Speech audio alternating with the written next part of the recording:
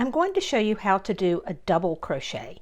The abbreviation for double crochet is DC, and the symbol for double crochet looks like this. I'm using US crochet terminology. In the UK, this would be called a treble crochet. I've worked a foundation chain to begin. This foundation chain has 8 chains, but you can begin with any number. I'm starting in a neutral position.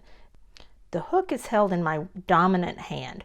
For right-handers, that means you're holding it in your right hand. If you're left-handed, you're holding it in your left hand. The working yarn is coming over the index finger from back to front, and then it's tensioned through the fingers in whatever way is comfortable for you. Some people work it around their pinky finger or whatever. I like to weave it through my fingers like this. So just hang on to that yarn however you can tension it. The thumb and the middle finger of my non-dominant hand, that is the hand that's holding the yarn, is controlling what's coming off the hook here. So I can actually pinch this and let go if I need to. But I'll move my fingers up close to the hook each time, so I have control over what's going on. Finally, in the neutral position, the hook face is facing me, so the open part of the hook is facing me. The first double crochet goes into the 4th chain from the hook.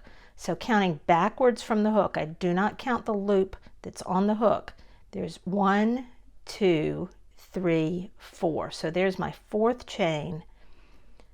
To start a double crochet, I work a yarn over. Means push back to create a yarn over.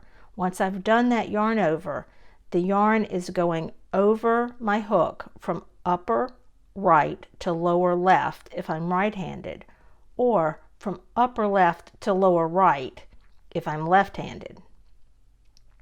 So I'm going to yarn over and then insert my hook into the chain. I want to put it just above that bottom loop of the chain. So when I go all the way through, you can see I have 2 loops on the top of my hook. Now I'm going to yarn over again and pull a loop through that chain. Now I have 3 loops on my hook.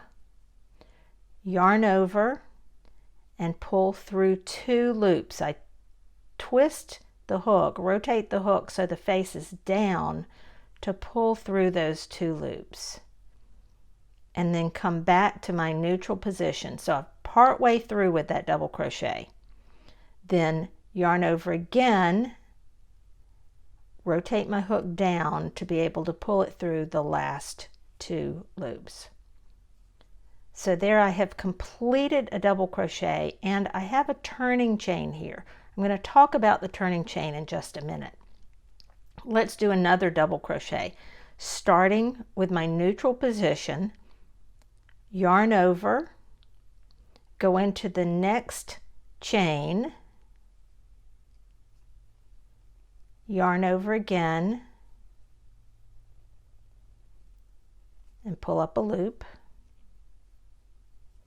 Then yarn over, pull through 2, and each time I'm resetting to this neutral position.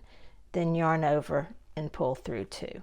I'm letting the yarn go through my fingers, and I'm using my thumb and middle finger of my non-dominant hand to move back and forth to help control what's happening with that loop. Let's do another one.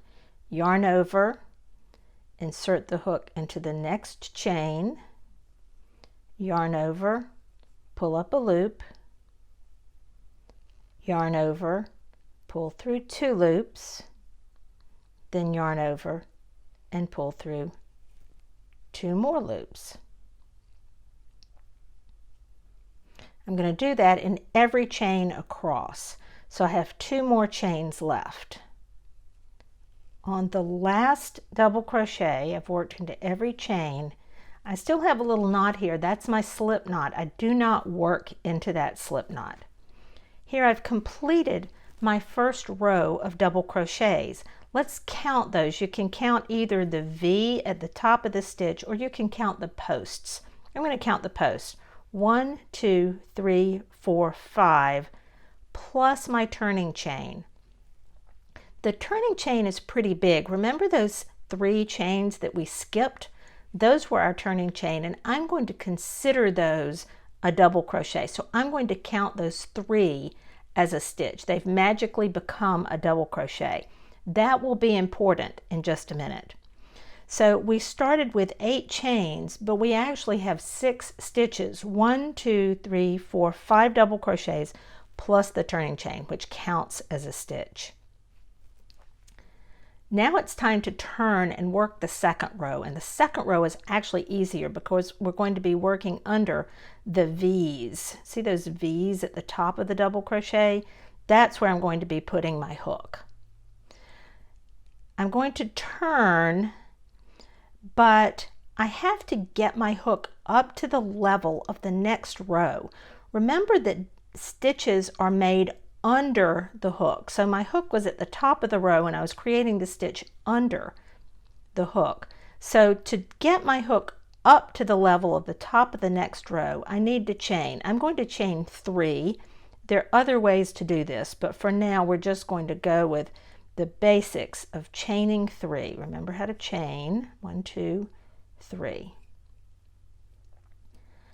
That's a pretty big chain, and I'm going to consider that chain a double crochet. I'm going to say it has magically become a double crochet. I'm going to count it as a stitch.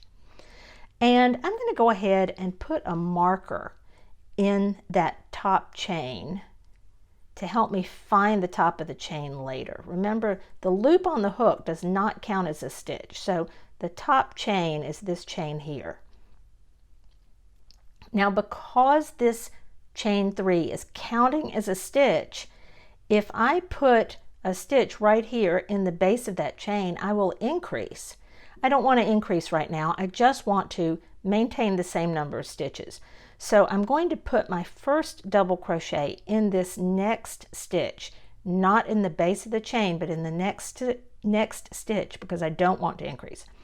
So to do a double crochet, yarn over, go under both loops of that stitch, going into the next stitch, yarn over, pull up a loop, and then yarn over, pull through 2, and yarn over, pull through 2.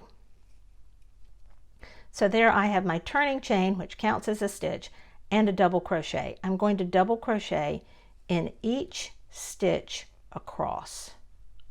Here I've been working across the row, and here is my last V. It's been pretty easy to see where those stitches are because it looks like a V as I work across. So I'm going to work into this last V and do a double crochet, but I'm not quite finished yet. Remember I had 6 stitches across the row? If I count, I can see I only have 5. 1, 2, 3, 4, 5. That means I need to work this last stitch into the top of this turning chain. That's not quite as easy to do. So I'm going to have to dig in here a little bit.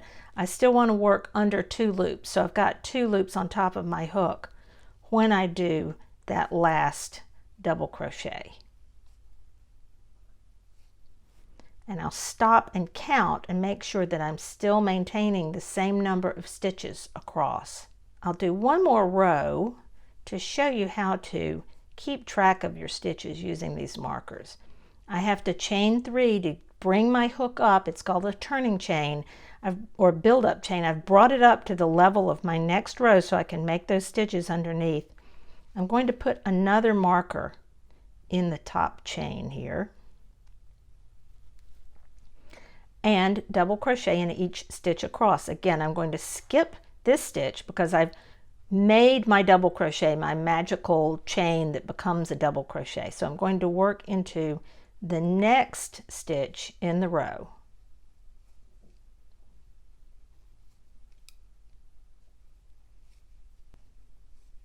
When I reach the end of the row, now I've worked into those V's, which are easy, but now I've come to this chain, that turning chain that counts as a stitch. But look, here's a marker that reminds me that I need to work into that chain. So that marker is going, hey, hey, hey, put a stitch here. I can see that now. I'm going to actually remove the marker for just a moment while I put my hook in here, get the marker out of the way. Complete my double crochet.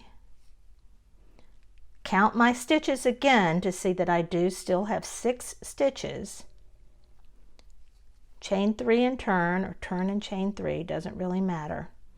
And replace my marker. So if I replace the marker each time, I will have that reminder to work into the chain, and I'll be able to maintain the same number of stitches throughout.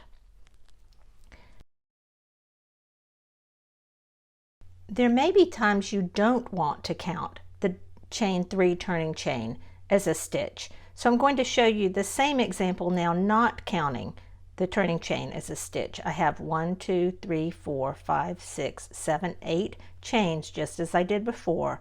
I'm going to put the first double crochet into the 4th chain from hook and work my double crochet.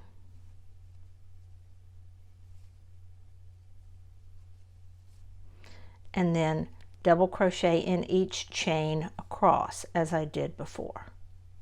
The last double crochet goes into the last chain,